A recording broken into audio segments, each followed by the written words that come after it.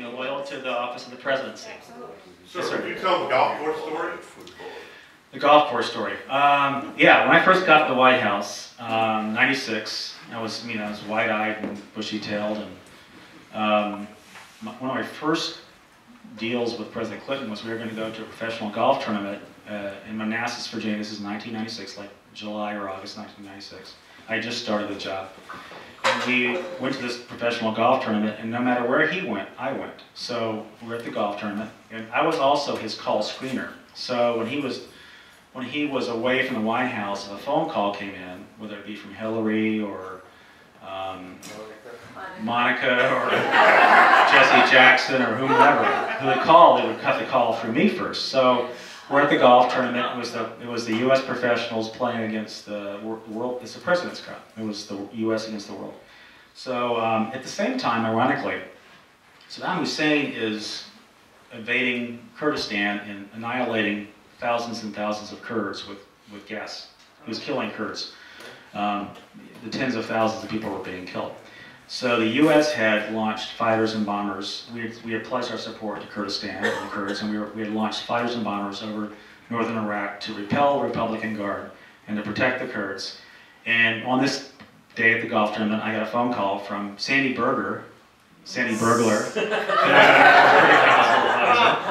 who was trying to talk to me, trying to get me to get to the president, because I was the guy taking the phone call, saying, would you get the president and say, we got fighters in the air under the cover of darkness. We got to go now. We got to drop bombs. We got to kill people now, or it's going to go by the wayside. So I approached the president and was watching the golf, and he said, "No, I don't want to be bothered right now. Come back later." So I went back to Berger and said, "No, he don't want to talk to you right now." And Berger said, "You know, these are my peers in the cockpits. I knew the guys that were actually flying this stuff." So I went back to Berger, and he said, "You got to talk to him. We only got a couple more hours of darkness. The Kurds are being slaughtered. You got to get President Clinton to get the go-ahead." So I went back to President Clinton and said, "Sir, we got the guys in the air. It's under cover of darkness. We need to go now or forever. Or just not do it." He goes, "I don't want to talk to him." So I went back to Berger again. So I'm the guy getting shot in the middle of both these guys. Clinton's getting perturbed because I'm interrupting him watching Tiger Woods, and Berger's getting perturbed because he can't get the president to say yes or no. And I didn't really care whether it was a yes or no. I wanted a decision. I mean, we got people dying. Let's make a decision about whether or not we're going to do this. So the third time, I went back and talked to Berger, and he goes, "You got to get him to make a decision." So I go back to President Clinton the third time. Now he's interviewing with Jim Nantz on CBS. He's actually doing an interview with Jim Nantz, and I kind of pull him aside and say, "Hey, listen, sir, Mr. President, we've got to make a decision about this, or just cancel it. Yes or no?" He goes, "I'll call him on the way back to the White House." So he never did make a decision. We never did launch the attack. The Kurds were, just slaughtered.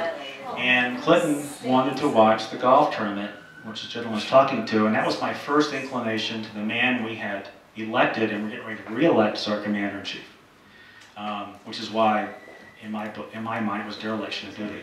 And in 1997, January 21st, 1997, I was on President Clinton's schedule to be the first person to come brief him that morning. I mean, it was and every once in a while we would brief him about the nuclear codes, and I would ask questions. Do you have any questions about how the process works, sir? Any questions about the targeting?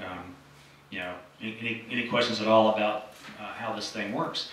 So the morning I walk into the White House, this is January 21st, and I walk into the Oval Office, and I walk past Betty Curry's desk. Betty Curry's the President's secretary at the time. She's not in yet, but I see the White House, I see the Washington Post, and it says, "Sex Scandal Rocks White House."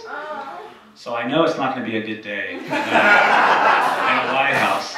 So I actually walk into the Oval Office. This is like 7 o'clock in the morning, and I see President Clinton's got his hand in his head in his hands. He's been up all night. He just looks like a ghost. He's all bloodshot. His eyes are all bloodshot. I said, "Sir, is this not a good time?" He goes, "Yeah, it's not a good time." I said, "I'll come back later." So that afternoon I came back and I said, "Okay, sir, it's time to, can I see your codes? Can I see the codes?" And he's still, he's, "Yeah, I don't know where they are." I said, "What do you mean you don't know where they are?" He said, "Oh, they're upstairs somewhere." So I said, They're upstairs. Okay. Well, can I call upstairs? And he goes, yeah, go ahead and call upstairs. So we called upstairs, and they weren't upstairs.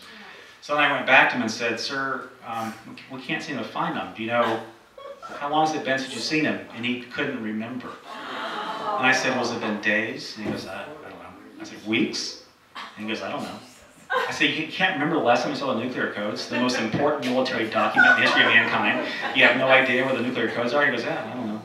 So he was more, this is what I wrote about in my first book, because this is very telling. He was more concerned that not get to the press than he was that he had misplaced the nuclear codes to the nuclear capability of the United States of America for God knows how long.